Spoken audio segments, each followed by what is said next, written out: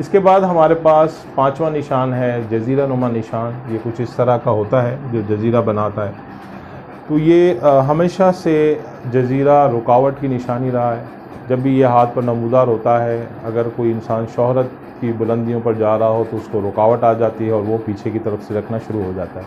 عموماً بڑھاپے میں اس طرح کی علامت جو ہے وہ اس وقت آتی ہے جب انسان کو اپنی اولاد کے کردہ نا کردہ گناہوں کی سزا ملتی ہے اور اس کا ذہنی سکون غارت ہو جاتا ہے.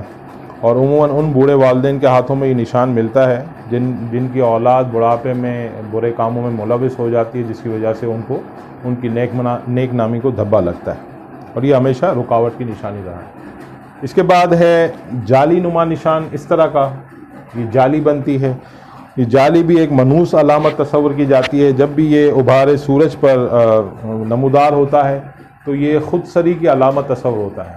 انسان خود سر اور مغرور ہو جاتا ہے اور اس کے حاملین اپنے ہر کام کو نامکمل چھوڑ دیتے ہیں، ادھورا چھوڑ دیتے ہیں، اپنی چھپی ہوئی صلاحیتوں کو اجاگر کرنے سے محروم رہتے ہیں اور اپنا کام بنانے کے لیے ساری زندگی کوشش کرتے ہیں لیکن ناکام ہی رہتے ہیں اور کامیاب نہیں ہو پاتے. اس کے بعد ہے ہمارے پاس 7ویں نمبر پر سورج کی لکیر. سورج کی لکیر ایک نہایت